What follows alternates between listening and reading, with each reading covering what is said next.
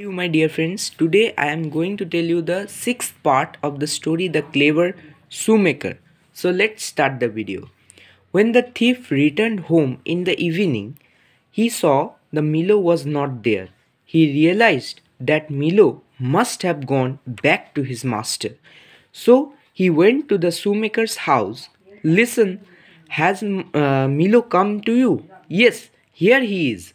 I think he must have been missing me. Give him a little time. Eventually, he will start accepting you as his master.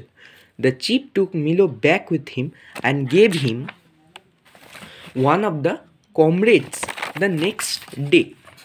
Milo stayed with all the members of the gang one by one, but each day he would return to the shoemaker. Everyone realized that they had been cheated once again. They discussed, this time we shall not be fooled. I shall teach that shoemaker a lesson, said the chief of the gang. This time they reached the shoemaker's house. They did not pay heed to anything the shoemaker had to say. They put him in a sack and left to teach him a lesson. The shoemaker lay in the sack quietly. On their way, they passed by a church. One of the thieves said, "Chief, it's really hot. Let us rest for a while to do the work."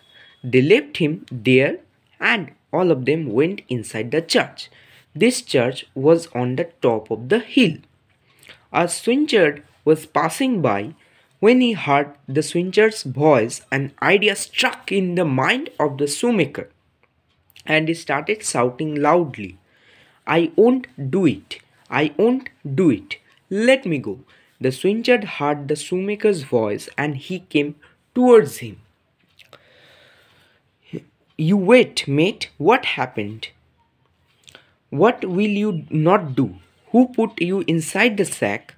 "They want to get me married to the king's daughter," replied the shoemaker. "But I do not want to get married." Then the swineherd asked the shoemaker, "Why, mate? Had I been in your place, I would have definitely married to the princess. If that is the case, come, I shall put you in the sack," said the clever shoemaker. "Go and marry the princess, of course," replied the swineherd. "But first, let me out." The swineherd let the shoemaker out of the sack and himself get inside it. The shoemaker tied him up and taking his pigs got away from there. The thieves came out of the church in the evening, took the sack and left. "Listen, let's throw him in the mud. This will teach him a lesson." The thieves threw him in the mud and depart. While returning, they saw the shoemaker on the road and they were shocked. "How did you get here?" "There was a magical place beneath the mud," replied the shoemaker. "There is a lot of gold and the guards of the gold are these pigs. I came out with their help and brought some gold with me too. Just going back to sleep there." "Wait, take us to that magical place," told the chief of the thieves. "Beware, dare you even touch the gold." "But I do as I say." All right, if you insist," replied the clever shoemaker. "If you want the gold, then you must lock yourself in the sack." All thieves tied themselves in the sack.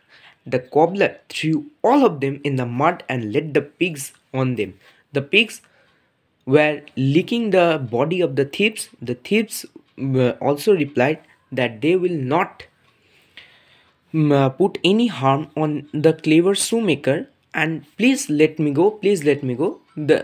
Upon seeing this, the shoemaker was laughing and went from there. After that, the shoemaker and his wife lived happily in the city. So this is the end of the sixth part and the story as well. I hope you will like it. If you liked it, then please subscribe and like my channel. Thank you.